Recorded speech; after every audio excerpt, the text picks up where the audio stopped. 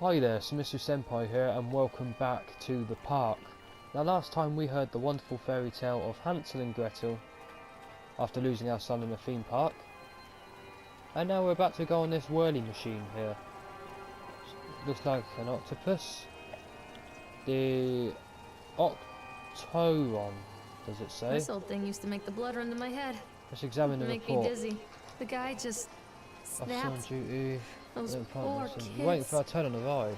Frank, me and the boys. The fellow in the chipmunk suit is making an ice carving while people took photographs. Lance wanted to go over to him, but I've always been a bit wary of those suits. They give me the creeps. It's silly, I know. Anyway, the chipmunk man, he was carving and picking away at this ice. And at first we thought he was making an animal, like a tiger or a lion. But as more and more ice fell away, when you first looked, it was like a human face smiling out of that block of ice. But the more you looked at it, the more you saw there was something not quite right about the proportions. Something unnatural that made your heart begin to beat just a little bit faster. Like you were prey and that thing in the ice was a hunter.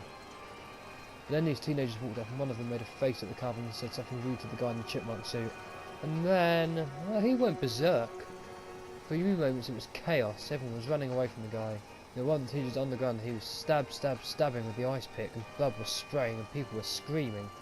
And Frank and I had the kids and we were dragging them away as fast as we could. The last thing I saw before Frank dragged me away was that the eyeball of one of those poor kids had landed on the ice sculpture, making the horrible creature look more or less alive. Right.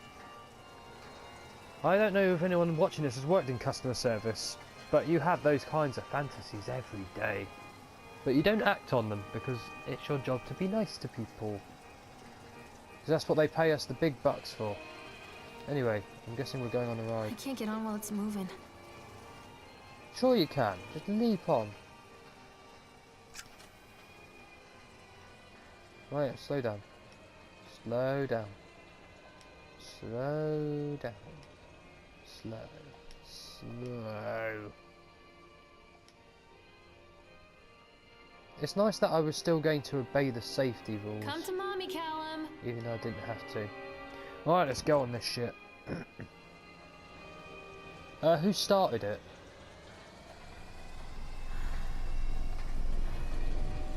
Who started it? I'm the only one here.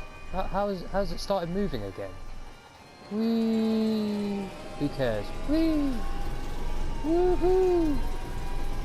Yeah! Why can't we put our hands up? Oh god! Where'd you come from? Hello. Oh. Whee! Oh, he's gone again. Whoa!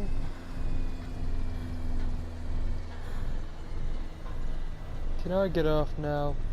I've got to find my son. Alright.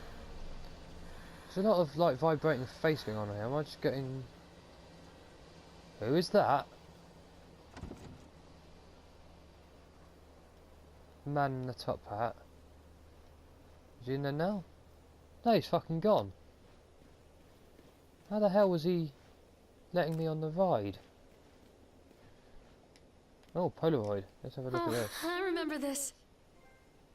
Oh.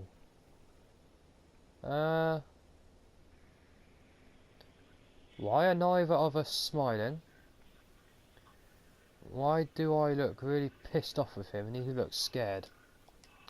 There's more to this than meets the eye. Let's carry on. Is this the way I'm meant to be going? Right, is that the same report? Yes it is, yep, so I went back round again. Let's go. Oh, that was a fun ride. It was indeed. Where do I go? Do I go this way? I definitely don't go that way. Okay. This way it is. We need to find out who that creepy guy was who was doing the ride whilst we were on Treachery it. hides in thoughts. Treachery that lashes like a whip and scars our insides. The first time I saw Callum, My thoughts betrayed me. I looked down at this wrinkled, red, bawling thing and I thought, is that it? We build our world from expectations, and the world that I had built for Callum was no different. He was so real, so there, and so far from my expectations. And they shattered, and as they fell in pieces, that one treacherous thought became a new foundation. All of the love that we shared, all of the warmth and goodness that followed, built on a single, traitorous thought. Shut up so I can read this. There we go. I thought working in the park for summer would be a lot of fun, but the end of season here really drags. Not that many tourists around, so most of the staff spend their days standing around gossiping. Most of that gossip is about Chad. I mean Steve. See? Even though I'm starting to call him Chad and I went to school with the guy. It's that goddamn suit. In the beginning it was a laugh. Steve, the local lush, is Chad the Chipmunk, child-friendly mascot at Atlantic Island Park. Lock up your daughters and all that. But the more he wears that suit, the weirder Steve is getting. First it was little things, like refusing to change out of the suit at work and taking it home with him every day. Then I saw him at Susie's diner, still wearing it. It wasn't even a work day. Some of the staff complained, discreetly, to park managers about the smell, and I saw him walking and talking with Mr. Winter, the owner, one day. But nothing seems to have changed. The suit still smells like a carcass whenever Steve walks by. Apparently Steve has picked up some new skills the last time I saw him, puking up in a gutter outside the Sequoia station, because he sure as hell can carve a mean ice sculpture. Those shapes he makes in the ice, though they give me the creeps. Steve came by the booth today. Lucky me. He just hung around for a while. I couldn't really tell because of the suit, but it seemed like he was just staring at me, sizing me up, eye-fucking me, whatever he was doing. I asked him what he wanted, and he just stood there not saying anything. Eventually I called my supervisor, and when he came by, Steve, wandered off. My supervisor told me to put everything in writing, so here it is. Also, I quit. I don't want to see that chipmunk suit ever again. No, I haven't. Oh god. Well done. Callum? Where'd you go? Mummy's scared, Callum. Come and hold my hand. Yeah, so seems like that Chad the Chipmunk is a bit of a creeper. What the fuck is that? Jesus, I'd take Chad the Chipmunk over that thing any day. Right, let's keep going. Oh, Dodgems! Yay! Constant crashes and 80s music. Guess it floats someone's boat. We have got to get in on some Dodgems. Let's do it. Come on, get in. Let's do it. Can I ride the Dodgems? No! Where's the control booth? Ah, there it is. Cool. Is there going to be a creepy man controlling these as well?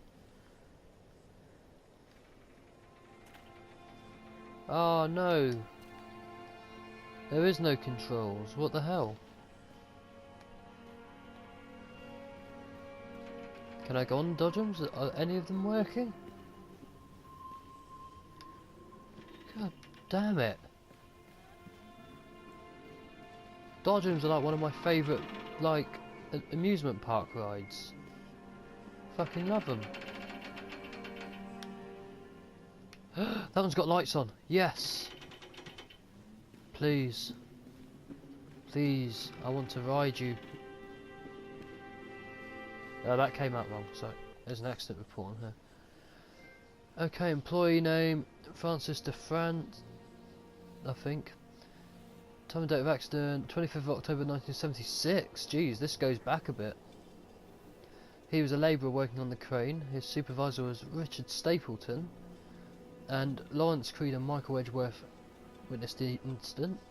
So during the transport of the bumper cars into the arena, one of the straps attaching the load to the truck came untied, causing a cascade of bumper cars onto Francis, who was standing directing the driver. Francis was crushed by the weight of the cars. Injuries caused. Francis was killed. Did the injured employee see a doctor? I guess so. If yes, did you file an employer's portion of a workers' compensation form? Yes. The truck driver claims to have seen someone on the back of the load undoing the straps. No one else reported seeing that. The chef has requested that Dexter provide them with urine samples. Double checking of the straps after transit should be mandatory in drug screening for all drivers. The unsafe conditions have not been corrected. Oh jeez. Holy shit. No! Ha! So long, suckers. That was going damn quick for a fucking dodge him though. Let's go investigate that, because there was certainly nothing creepy and paranormal going on with it.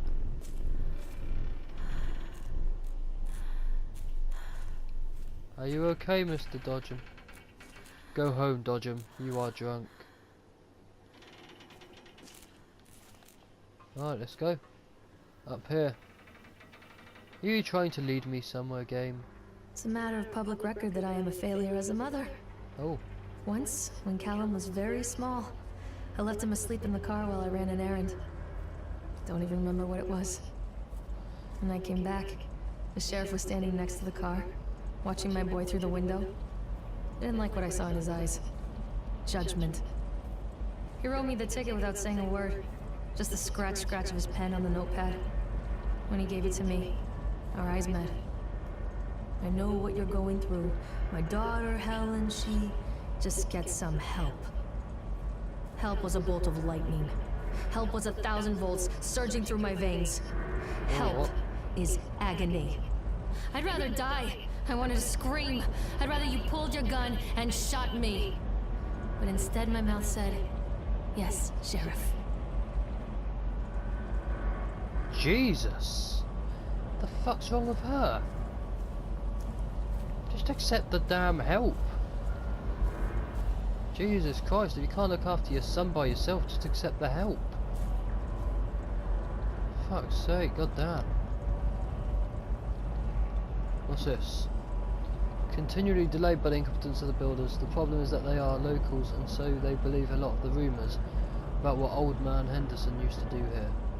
They grew up on those tales. Every time a bolt comes loose or a wrench goes missing, these fools are crossing themselves against the black magic. Of course, that's why I chose this site over all the other potentials. Solomon Island is a nexus for dark energies, but with all that power just dissipating beneath the earth here, it makes my skin crawl. Called in a few favours back in Brooklyn and got someone at the local academy to see if they had any interesting books about local history. Turns out they do, and it turns out that Old Man Henderson has some pretty strong connections to the Brooklyn crowd. Perhaps something he wrote will help me find a piece of the plans that I am missing. This place is a nexus for dark energy? Why would you build a theme park here?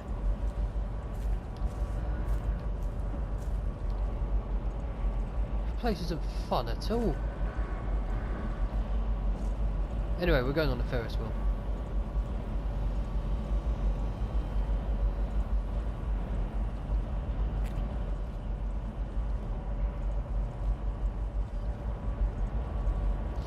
Oh, that's high up. Something bad's going to happen, I know it. Right, slow down. Slow your ass down.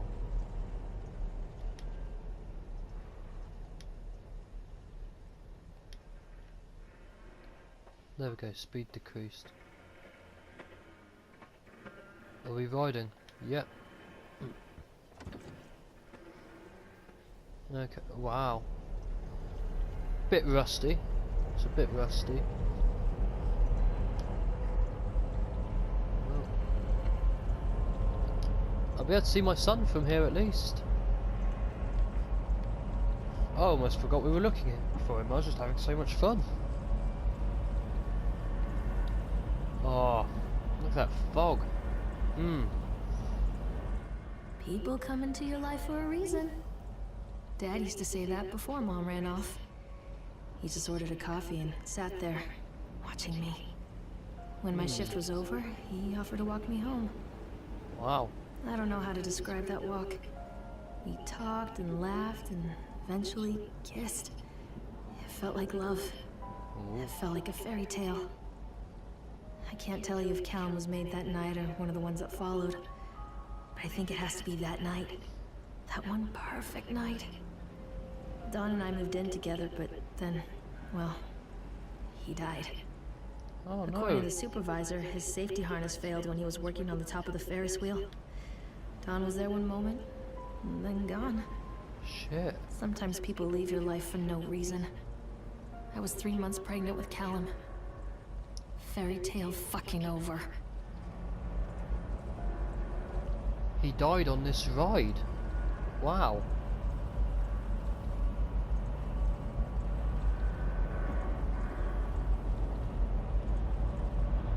Okay.